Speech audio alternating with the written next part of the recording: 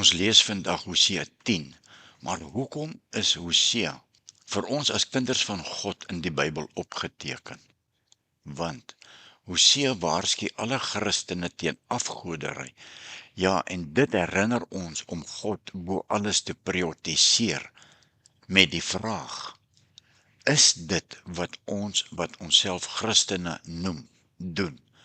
Prioritiseer ons God in ons lewe? In die tweede plek, dit beklemtoon gevolge van sonde as ook om God te ignoreer. En derdens, dit dien ook as 'n baie ernstige oproep tot bekering. En dit moedig ons aan om ons te bekeer en na God toe terug te keer. En vierdens, ten laaste, beklemtoon dit God se geregtigheid aan ons. Nou met dit gesê, kom ons lees nou Hosea 10 en kyk of dit is wat die Heilige Gees ook aan ons openbaar en aan ons wys. Die eerste opskrif hier daar in Hosea 10 vers 1, dan staan daar valsheid. Vers 1: Israel was 'n welige wingerdstok. Sy vrugte was geil. Hoe meer vrugte hy gedraai het, hoe beter is daar vir die altare gesorg. Hoe beter dit met die land gegaan het, hoe mooier is die klippilare gemaak. Hulle is vals wanneer hulle sonde bely, maar die Here sal hulle altare afbreek. Ja, hy sal hulle klippilare verwoes. Vers 3, hulle sê, ons het nie 'n koning nie, want ons het nie die Here gedien nie. Maar wat sou 'n koning in elk geval vir ons kon doen? Hulle praat net, hulle maak vals beloftes, hulle sluit verdrae, en intussen is hulle regspraak soos gifplante wat in die fore langs die land groei. Vers 5: Die inwoners van Samaria is bekommerd oor die goue kalf van Bet-Aven. Sy vereerders treur oor hom en sy priesters kerm oor hom. Hulle kerm oor sy rykdom wat van hom weggeneem is. Maar hy gaan self ook nog na Assirië toegevat word as 'n geskenk vir die koning Jareb. Ephraim sal teleurgestel word. Israel sal daar bedroef van afkom met sy planne en al. Wanneer Samaria verwoes word, sal sy koning meegesleep word soos 'n stuk druifhout op die water. Hy moet gaan waar die water gaan, hè. Die hoogtes waar Israel gesondig en oortree het, sal woes word. Dorings en bossies sal groei waar die altare gestaan het. Dan sal Israel vir die berge sê, val ons toe, en vir die heuwels, val op ons. Die sonde van Israel kom uit die tyd van Gibea.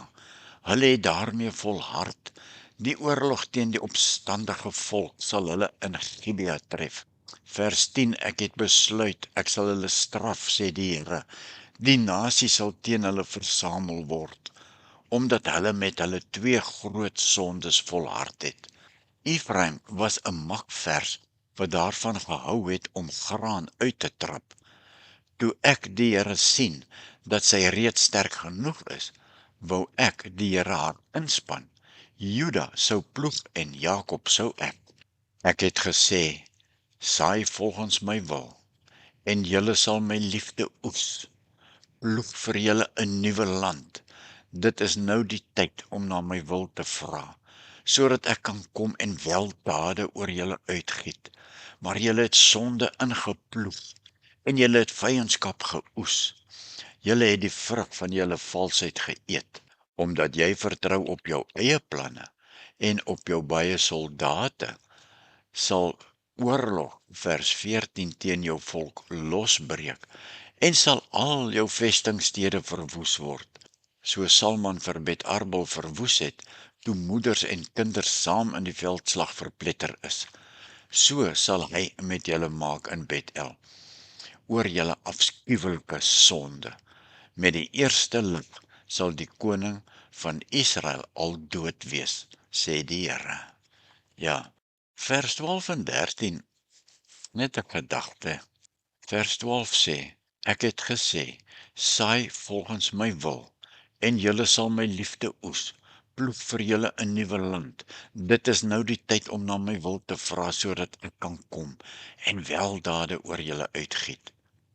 Maar julle het sonde ingeploeg, en julle het vyandskap geoes. Julle het die vrug van julle valsheid geëet. En dink nou net 'n bietjie net daar in jou binnekant, daar binne in jou hart. Daai hart is in verskillende akkers opgebreek. En van daai akkers is al verwerk. Die dag toe jy tot bekering gekom het, daai akker is bewerk. Toe God sy onvervanklike saad in 'n ander akker geplant het met wedergeboorte, is jy wedergebore. Ja, maar daar's baie akkers wat onbewerk lê, waar die dorings en dussels opgroei. En dit is van hierdie akkers wat vers 12 en 13 praat, maar julle het sonde ingeploeg. Ons het verkeerde saad geplant. Ons het nie geëg nie, ons het nie al die doringdussels uitgehaal nie. Daarom is dit verrotheid wat nou in daai akker van die hart lê. So kom God en hy sê, ek wil my Heilige Gees aan julle gee, om daardie akkers wat onbewerk is, te bewerk. So kom ons vra die Here, nee, Here, daar is akkers wat onbewerk is in my hart. Daar's dorings en dussels wat daar opkom, en dit groei welig, Here. Help my deur die Gees om hierdie akkers te bewerk. Laat die Heilige Gees die akkers vir ons omploeg. Here, die saad van liefde, u liefde saai. En as dit opkom, Here, laat dit in 'n skoon land opkom, wat vrugbaar is vir u gebruik. En ons loof u daarvoor, Here. Ja, 'n kort opsomming van Hosea 10. Dit leer ons dat voorspoed tot dankbaarheid moet lei. Nie trots nie, dat ware bekering nodig is, dat vertroue op God wyser is as om op menslike krag staat te maak, en dat dade gevolge het. Verstaan jy dit? Jou dade het gevolge. Maak nie saak wat die daad is nie, maar daar's gevolge op dit. Bovenal vra dit vir opregte terugkeer na God vir vernuwing en seën. Ja, alle Christene in Hosea 10 word aan 3 dinge herinner. Ten eerste, om altyd waaksaam te bly en elke dag gereeld ons prioriteite en ons aksies te evalueer. En tweedens, om daagliks ons verhouding met God te prioritiseer. En dan derdens, ten laaste, om regverdig te lewe en daarna te strewe, om volgens God se beginsels te lewe. En dan kan ons bietjie kyk na Hosea 10 in die toepassings vir vandag se lewe, ons lewe, nê? Prioritiseer jou verhouding met God. Maak God die middelpunt van jou lewe, as hy nie die middelpunt van jou lewe is nie. En tweedens, soek goddelike leiding. Omring jouself met mense wat jou na God toe wys, en keer jou af van mense wat sê, o, ek ken God, ek ken Jesus, maar hulle lewe wys iets anders. Wees baie bedag op afgoderry. Afgoderry van te veel televisie, te veel telefone, te veel games, te veel sport, te veel dit, te veel geld. Ja, te veel van dit en dat. Evalueer jou prioriteite met God en maak seker dat jy nie valse gode aanbid nie. En dan ten laaste, bekeer jou en keer terug na die Here toe. As jy afgedwaal het, bekeer jou en keer terug na die Here, jou God en jou Vader toe. En dan refleksie vra vir hierdie week, hoe om hierdie week deur te gaan. Wat om hierdie week in jou gedagtes en in jou hart vas te maak. Wat moet jy aandink, gedurig aandink? Nommer 1, watter afgode dink dalk met God mee in jou lewe?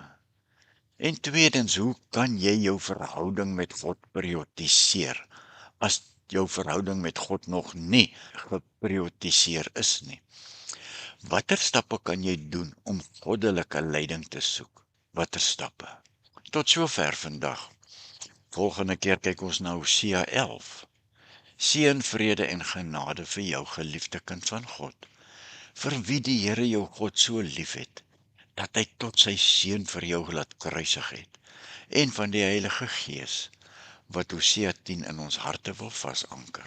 Amen.